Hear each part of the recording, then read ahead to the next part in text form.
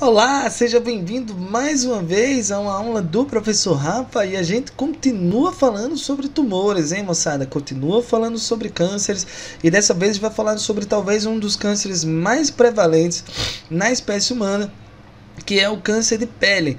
Vamos conversar um pouco sobre os tipos, as variações, as suas taxas de letalidade, vamos entender um pouco mais sobre como eles funcionam. Valeu, moçada? Quer saber um pouco mais sobre como funcionam os cânceres de pele? Chega junto depois da vinheta.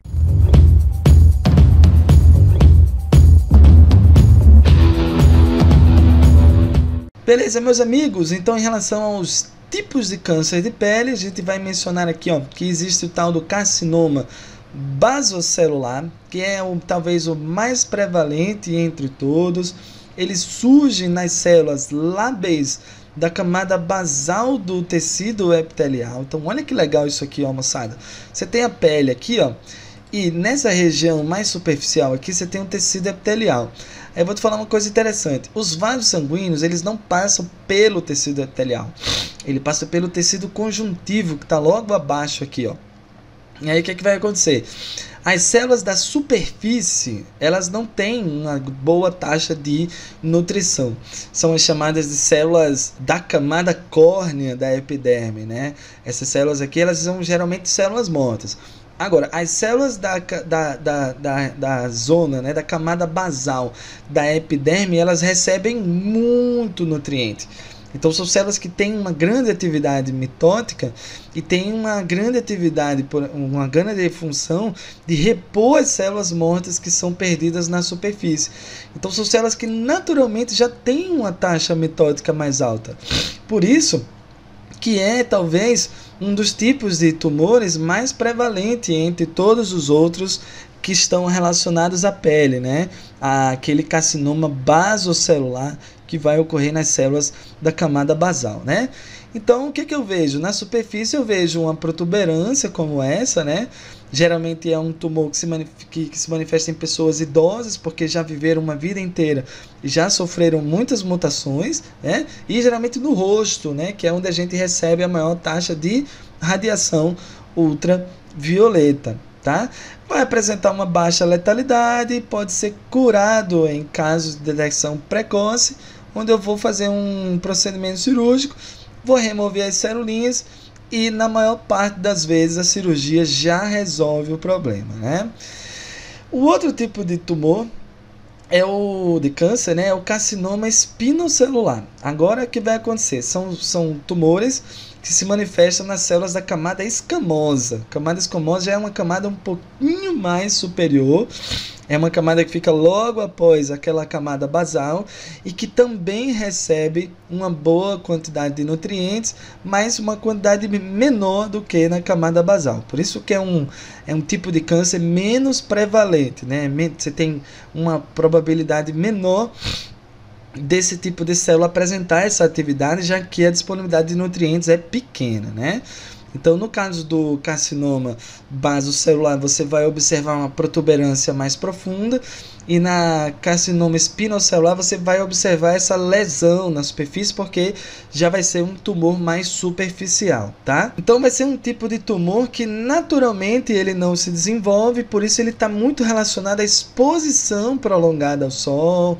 Lesões repetitivas na pele pode levar a essa maior predisposição a esse tipo de tumor. O basocelular ele pode vir espontaneamente pelas mutações adquiridas naturalmente, mas o espinocelular ele já não é tão natural assim, ele já vem mais dos efeitos desses agentes externos, né?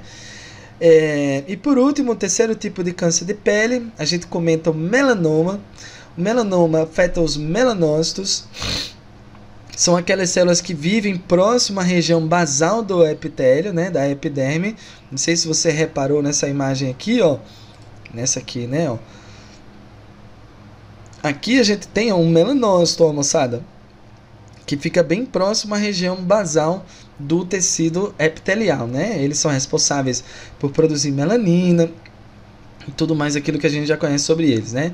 Então é um tipo menos frequente, obviamente, né? Porque se ele tem melanina, ele sofre menos interferência dos raios ultravioleta, mas é aquele que apresenta o pior prognóstico, né? Assim, quando eu identifico o tumor melanoma, dali para frente eu tenho um prognóstico bem complicado, o paciente provavelmente vai sofrer muito a partir daquele momento de diagnóstico, né? E talvez seja o que apresenta o maior índice de letalidade, né? Uma letalidade muito alta, que está relacionada à sua capacidade de invasão de outros tecidos, né? Então, esses tumores, eles causam, a taxa de letalidade dele está muito associado com a sua capacidade de metástase, né? Agora, você tem 90% de chance de cura quando é identificado de forma precoce, né? Aquele sinalzinho escuro, aquela manchinha escura na pele já foi identificada, e se ela for removida rapidamente, é possível que o paciente não desenvolva esses sintomas relacionados à metástase, né? Pessoas de pele clara têm maior chance de desenvolver a doença, isso é por muitos motivos bastante óbvio.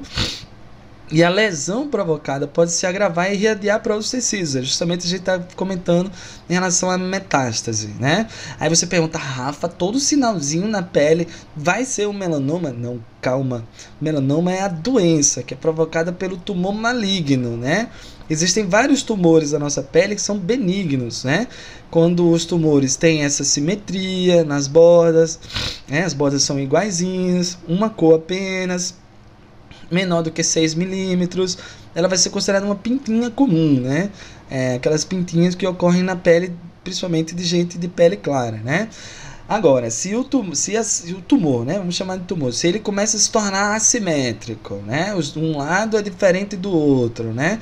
As bordas são bem desiguais, desse jeito assim. Começa a apresentar mais de uma cor, são maiores do que 6 milímetros e outra coisa, principalmente uma pinta que muda de tamanho e de forma ao longo da vida, é um indicativo que seja um tumor maligno, no sentido de que ele está crescendo constantemente, ele tem crescimento ilimitado. O tumor benigno, ele tem crescimento limitado, né? E o maligno, ele acaba tendo esse crescimento ilimitado, aí a chance dele causar metástase é muito alta, né? Inclusive, só para a gente dar uma concluída aqui nesse bate-papo sobre câncer de pele, vamos ver um exercíciozinho? Olha o que ele diz, ó. Em um programa feminino de televisão, 5 convidadas discutiam a necessidade do uso diário de cremes para proteção da pele contra as ações dos raios ultravioleta da luz do sol. Dentre as razões para o uso do creme protetor, foi correta a argumentação da convidada, que alegou que os raios, letra A, atravessam a epiderme, lesionam a membrana plasmática das células, que perdem a capacidade de proteção, provocam a morte dos melanócitos, células ricas em melanina, que quando íntegras impedem a radiação solar atingir a epiderme e provoca as de pele, promove o aumento da produção de melanina, que, como fora produzida artificialmente, não é processada pelo organismo, pode provocar câncer de pele. Na letra D, atravessa a epiderme, desencadeiam lesões das organelas citoplasmáticas das células camadas profundas da pele. Gente, nenhuma dessas alternativas aqui se refere à principal causa dos tumores. Qual é a principal causa dos tumores? Mutações genéticas. As mutações naqueles oncogenes, naqueles proto-oncogenes, naqueles genes supressores tumorais. Então, nenhuma falou. Viajou aí na membrana, outro falou na morte de células, o outro falou na destruição de organelas, mas nenhuma falou que nem a letra E, dizendo assim, ó, que eles atravessam a epiderme e desencadeiam lesões no material nuclear das células. Aí tá melhor, né? Material nuclear das células, das camadas mais profundas da pele, que pode provocar o câncer de pele. As camadas mais profundas seria a camada basal, que tem atividade mitótica, a camada espinocelular, tá? A camada espinhosa.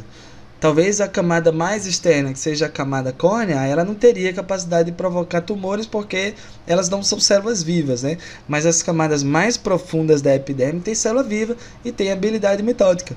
Então, ó, moçada, vamos ficar, ó, com a letra E. Foi a melhor alternativa entre todas as outras para resolver essa questãozinha. Valeu, tchutchucos! Estamos chegando ao final. Vamos para a última parte do bate-papo, onde a gente vai discutir sobre prevenção e o tratamento dos cânceres. Falou, tchucos? Então, grande abraço, até a próxima.